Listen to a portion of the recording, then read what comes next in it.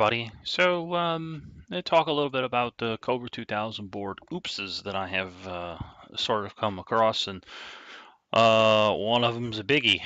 So, anyway, I know I did this previously where we talked about how the Cobra 2000 turns on and off, and with the power button, and how we have the common tie point, negative, and the radios, negative or ground or what have you. To make it as confusing as possible. But when you turn on the radio, you basically connect this with this, and yeah, trust me when I tell you it's interesting. So see all these what they call here as a ground and a common tie point. So yeah, we've got the ground and we've got the common tie. It's crazy. So the oops basically is yeah. So if we go over here and we look at my board, okay. So this ground's okay because this is going to be this pin 3 uh is this pin 2. Yes, trust me, it's because um they have a blank like in here. You'd see where we've got this blank. It's their pin 2 is my pin 3 because on mine I simply just remove that pin from my pin header because it's a key. So 1, 2, 3 for them. So 2, this is fine. And of course, since we go in the frame, we can't have any top copper, so we've got some, this is essentially a VA. We've got a couple of more stitches, so we've got the bottom ground plane that goes, from one side to the other here, this big copper area, and we have an adequate ground there, or negative side. That's not a problem. We've got this whole area is big chunky area going underneath here to up at least to those VA. So we've got this whole big chunky area to work out. Could do this a little bit better because especially with this track on the underside and everything. But I'll sort that out in a newer revision because unfortunately there is going to have to be another run of these because the ones I have can be fixed, and even with this big issue. So anyways, I'm talking about the ground or the negative, what have you. This one's good. Then we've got this connector. This one's also good. This one should be fine. Um, these ones here, they should be good because this goes up to those front boards, and those front boards, one of them is a detection that goes on off over here, and we got some diodes and stuff going on. But the big problem with this is that when I plug a plug into this board from the radio turns on. And yeah, that's because, and if you've seen it already, then kudos. But it's this one. Yay! This is Mark's galactic screw up right here. These need to be floating. So I have to bust. Uh, I have to isolate this path, this here, and put some caps across here to isolate this. So I need to do something uh, like basically this. I need to bring this down here. Well, can I? I don't know if I can just delete this. Uh, I don't know if this is going to let me just blow this thing away. I want bottom copper, but I'm sure that this is just fine actually. And just bring that down. And now you see I have an air wire here. This is just completely isolated. So what I need to do is I need to call this something else.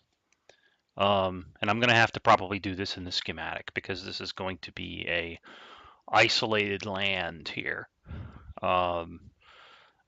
Basically, cut these vias out. These vias have to go away. Um, so we take away these vias.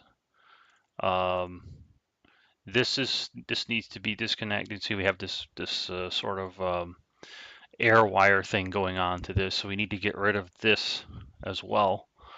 And now you can see we have this air wire here. Um, because this isn't ground. This needs to float. So I need to go back to the schematic, cut these loose, and call these, RF ground. Would be just fine. Um, and then on the bottom side of the board here, where we have the green, mask, or the green copper layer, which is the bottom side, I need to put a component that straddles a couple of caps, like one on each side of here, something like a 0.1 microfarad, something to isolate this, and then have that, chip cap straddle the two copper areas just to isolate this out. But yeah, that's basically the oops. Oops. I knew something was wrong that as soon as I plugged in the radio, or powered it up, that the thing turned on. And it shouldn't be turning on. I didn't push the power button, and then I looked and okay, well, why is it turning on? That's when you start unplugging the board from the radio, and of course I unplugged because the RF out on this is on this uh, protrusion here, and I just unplugged it first, and radio went off. I'm like, oh, yep. And then it dawned on me, oh crap, that's all connected, and that shouldn't be. So um, I can flood um, this whole thing, and I probably should just flood it, and I should just put a cap from these pins to the flooded area, um, and that will probably be just fine.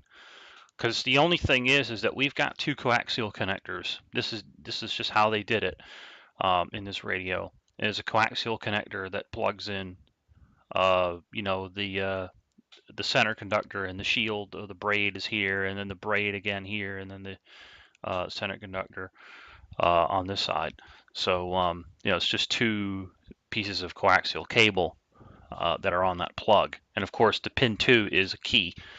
So it's an oops, but it's a fixable oops. And also one of these mounting holes, I think it's this one right here, is wrong. It looks wrong, incidentally. Yeah, that's the one that's wrong, and you can even see it there. It's an oops. It should be, the center of it should be like right here. So it's an oops. I don't know how I missed it, but I did. So yeah, this is a funky power supply or method of turning on the radio, but you also have to keep in mind as to how they turn this thing on. We have our common tie point, and we have this ground, if you will, and then the counter, wherever the counter is, the counter somewhere. Um, right here, we've got the SCR that was on the original board that did the switching for this radio. As you can see, we've got this switch that we've repurposed, and one of the tie points here is a ground, and then we've got the common tie point here and the common tie point here. So basically what happens is when the alarm went off, it fired this SCR and allowed the radio to then turn on. This symbol's wrong. It should be flipped the other way, but oopsie. That's basically all she wrote. Not entirely sure what the purpose of the capacitor is here, this electrolytic, but okay. Anyway, so that's basically the issue with the weird switching that goes on in this radio, the weird on off bit. And that's why I was actually trying to be careful about getting this all worked out right here, by isolating everything and all that. And then what do I have to do? I'm thinking, oh, this is RF. I need to have shielding, and I need to, yeah, that's Oops. So yeah, what I'm gonna do for now, just to fix the ones that I've got, is I'm just gonna run a knife through and cut out a section, um, you know, on the bottom of the board, and I'm just gonna cut that. I'm gonna cut that loose, and then I'm gonna stuff a capacitor across it. Rub with uh, fiberglass pencil. Rub the mask off on each side of the cut, and stuff an 0603 or 0805 zero point zero 0.01 microfarad capacitor across it, and that should be fine. That'll isolate this from this, and then I should be able to plug this connector in without it having turning on the radio. And right now it's not a problem. It's just more of a nuisance when I'm trying to test the radio's on-off ability. And then I plug this in, and of course it turns the radio on, because now I'm getting a ground path through here onto the. I'm moving stuff around, um, through the board, and then back out here again. And there's more than enough capacity in this big copper flood to do that. It's just not ideal, obviously, when we've got this going on. It's wrong. So when I cut this loose and put a cap across it, should sort that out. And then of course I'll remeasure this and move this mounting hole appropriately, and I'll have to probably move the copper here. I'll have to move this over so that I can move this over, allow for better clearances. Some of these didn't allow for quite enough clearances with the tabs that come out of the metal cage, so I have to fix that. I think this one was fine. I think this one and this one was a problem, and this one was not. It was just really close. So yeah, minor tweaks, minor tweaks. You see, I already fixed this problem. That's the one that I mentioned before. I already sorted this. So now I have to sort this. And there's a couple of other things that would just be nice if I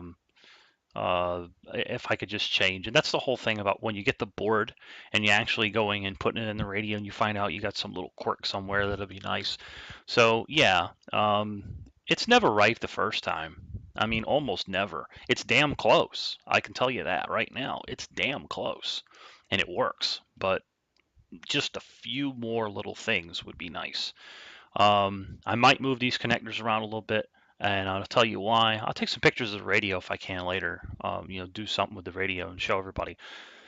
This connector right here, it's really close to those boards that stick out. I got a picture of it here, just for grins, I'm sure. Top view of the radio. I just saw it. That's the bottom. Where's the top? Where's the top? I know we got a top view in here somewhere. It's one of those hurry up and don't find it pictures that's buried in here. There it is. I don't know how well this is going to be seen, but there's the connector.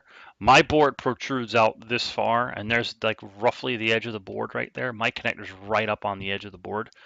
So those things are kind of sort of rubbing.